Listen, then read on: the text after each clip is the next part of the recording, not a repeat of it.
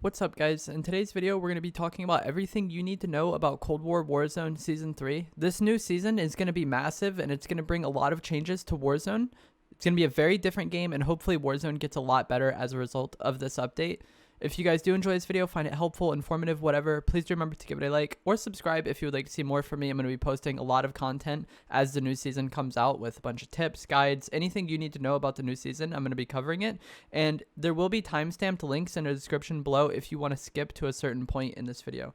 We're going to be talking about upcoming weapon nerfs and changes to the meta in Warzone. We'll be talking about the new weapons that have been leaked and will be coming to Warzone in Season 3.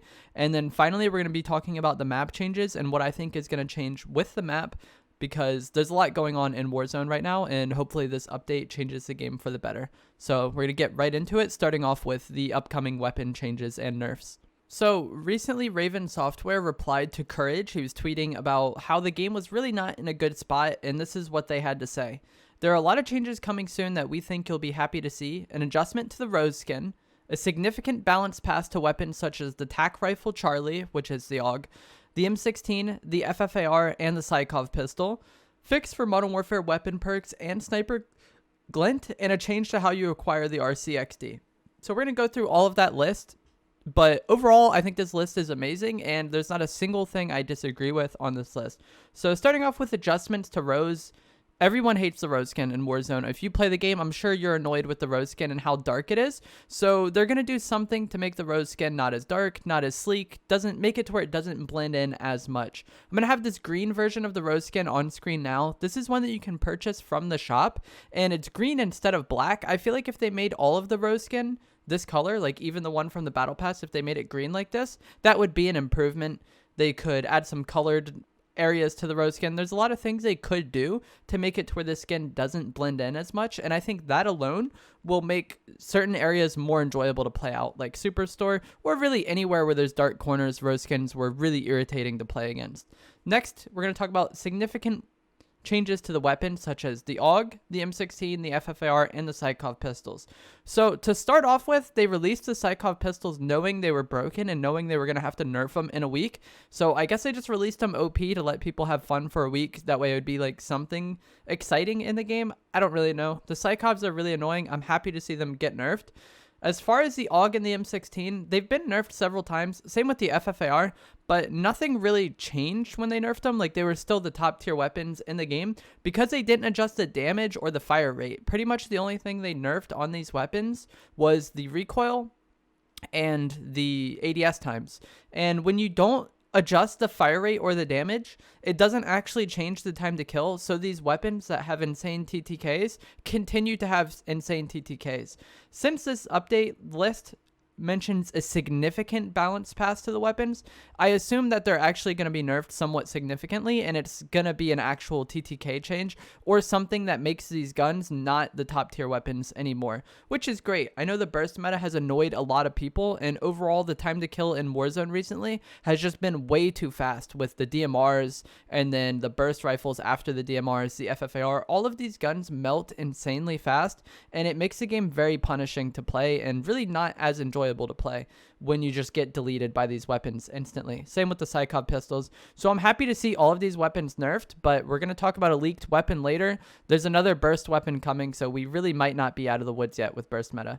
And then finally, a fix for the Modern Warfare weapon perks and sniper glint. If you guys didn't know, there's certain scopes you can use on the snipers to have no glint, and it's really annoying to play against because we're accustomed to seeing sniper glint when we're fighting against a sniper. So if you see a guy standing there and there's no glint, you assume he doesn't have a sniper out. But in reality, there was ways to get rid of it. And then the Modern Warfare weapon perks have been broken for quite a while. Like sleight of hand doesn't actually increase your time to reload at the moment. But that'll be fixed in the upcoming update, which is nice. Next, change how you acquire the RCXD. In the past, it was leaked that there would be a contract you have to complete to acquire the RCXD. I really don't think that is reasonable. I don't think the RCXD is that good. I haven't really used it at all. The only time I've ever encountered anyone using it or buying it was when they meant to buy a loadout. So what I think this means is they're going to put the RCXD where it should be in that list on the buy station and not at the bottom where the loadouts are, which is good. I don't think a single person can complain about that. But if they do end up making it a contract to get the RCXD, I feel like that is a little too difficult to get something that really isn't that great, in my opinion. The next thing we're going to talk about is going to be some of the leaked weapons that will be likely appearing in Season 3, this next upcoming season of Warzone. The first thing we're going to talk about is the G11. I don't really know where this was leaked, but it's been leaked by a lot of reliable sources that the G11 tactical rifle will be coming to Cold War in Season 3, and this is a burst fire rifle. We had this in Black Ops 1, actually. I think it was like the final assault rifle unlock if you bought all the other ARs.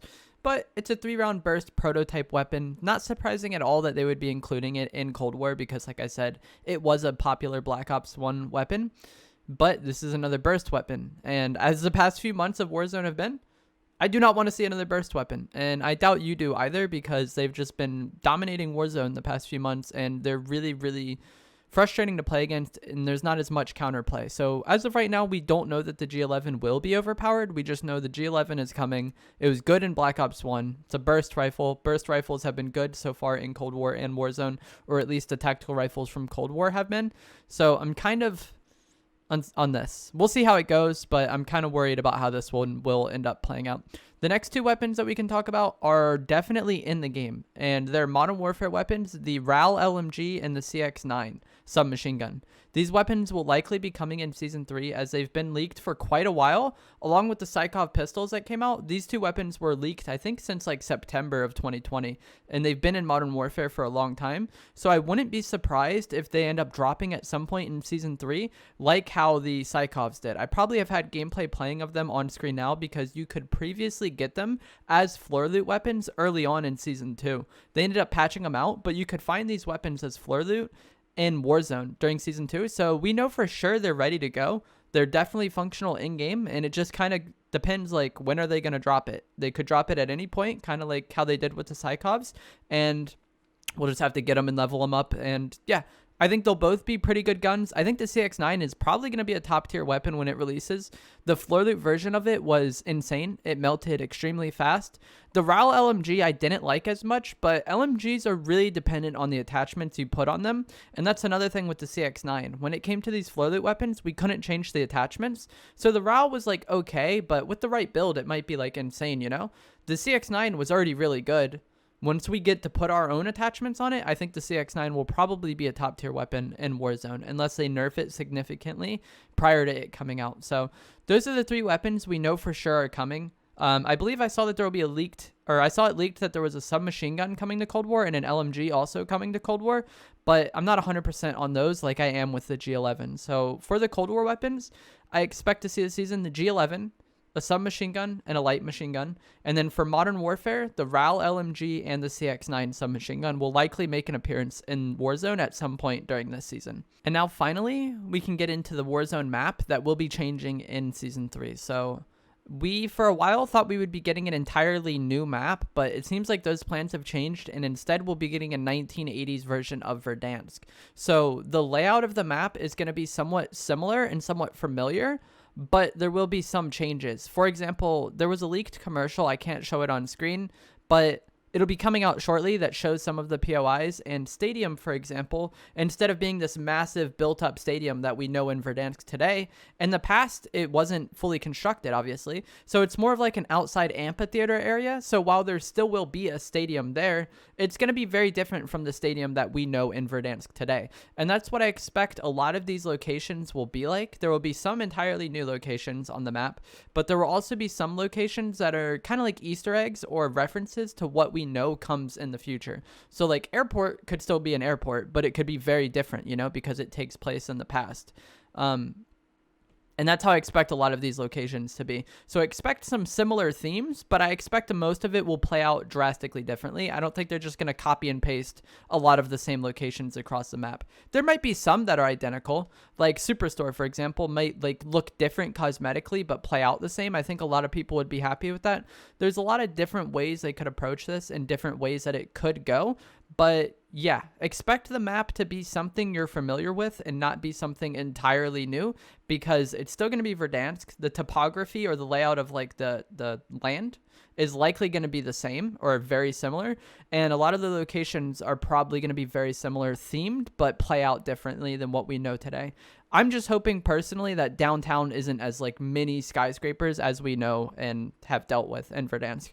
I think stadium not having a roof, being more of an outdoor area, will play out much better and make that entire area of the map probably play out a lot better, because I don't know about you, but like stadium, TV, downtown, all those places are really annoying to me because there's just a lot of places for people to sit up on top of and just prevent you from fighting them. And unless you have a heli, it can be like just so time consuming for one kill to try to fight some of those players camping in buildings. So yeah, that's gonna be it for this video.